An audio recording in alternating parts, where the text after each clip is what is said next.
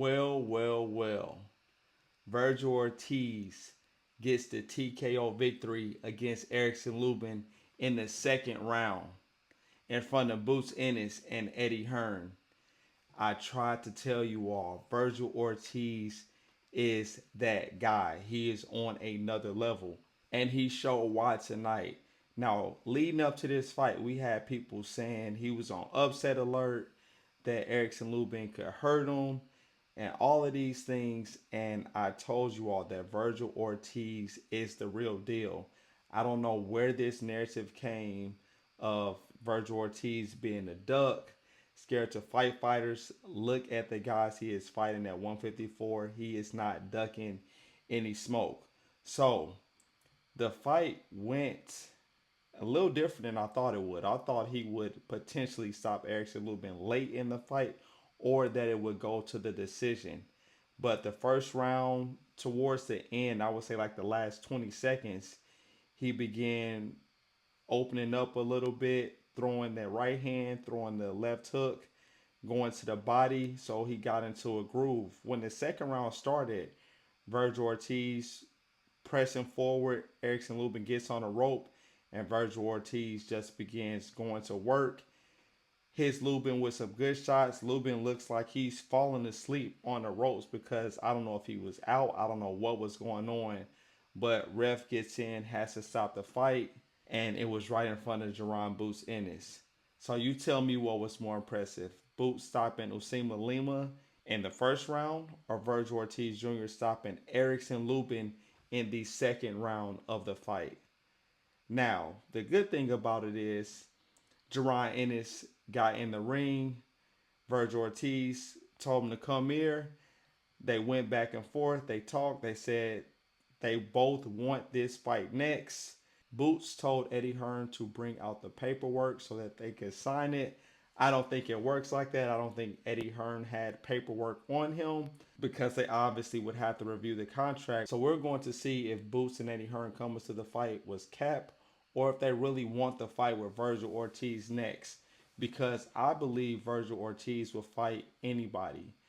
Now, do I think Boots is ducking Vergil Ortiz? No.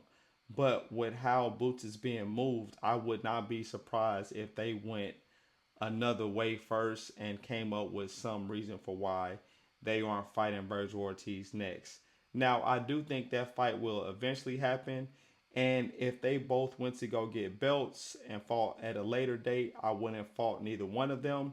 But I don't know if Boots wants to fight Vergil Ortiz next. Like they're saying it's going to happen. I'll believe it when I see it. Now, I see a lot of people disrespecting Vergil Ortiz, saying that Boots would destroy him, saying Boots will wash him.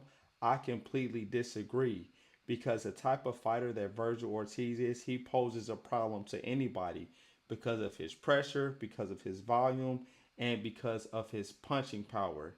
And his conditioning is elite. Now, I'm not picking a winner in that fight yet. I will have to seriously review that fight. But I think that people start making ridiculous statements just off of Boots beating Usima Lima, and he did destroy Imane Stanionis as well. Now, let's give Vergil Ortiz that same respect for stopping Erickson Lubin, one of the top guys at 154 pounds, in 2 rounds. That's extremely impressive.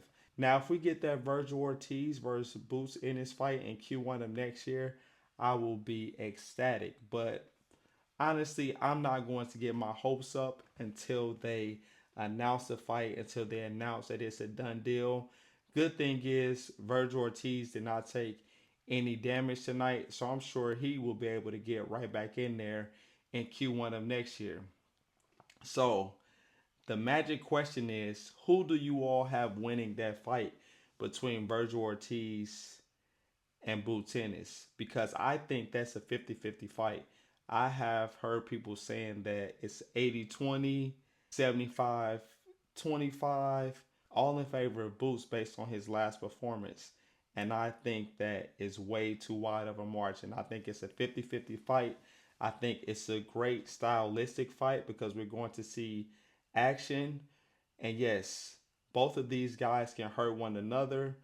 Boots is going to be great at moving, great at angles, excellent power. But I think people disrespect the defense that Vergil Ortiz has. People say Vergil Ortiz doesn't have any defense. Well, if he didn't have any defense, Erickson Lubin would have been cracking him in there, and that was not the case. Just because he has a high guard and aggressive style and comes forward doesn't mean he doesn't have defense. He uses angles, he knows how to cut off the ring, and he knows how to counter attacks.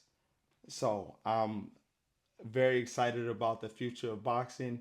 Even if we don't get this fight next, we can cut the crap. We can stop saying that Vergil Ortiz is a duck, that he doesn't want to fight Boots. He told Boots in the ring, you come here, I want to fight you next. He told Boots, your team started talking all the crap. We retaliated, so there's no ducking from either guy here. Let's make the best fights in boxing happen.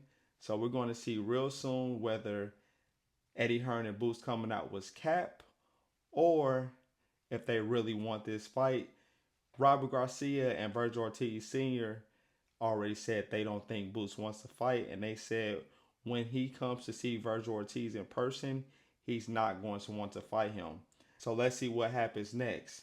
Now, if Vergil Ortiz doesn't fight Boots, I wouldn't mind seeing Vergil Ortiz get a shot at any of the belts. Any other belts, because he's earned it. He deserves to be a champion. And then maybe him and Boots can meet later when there are belts on the line. But now there's no need to talk. It's either let's make the fight happen or let's move on, go our separate ways until we meet up. So like the video, subscribe to the channel, become a member of the channel to support, and I can add you to the Discord where we talk boxing and we share our picks for upcoming fights. And I'll catch you on the next video. Peace.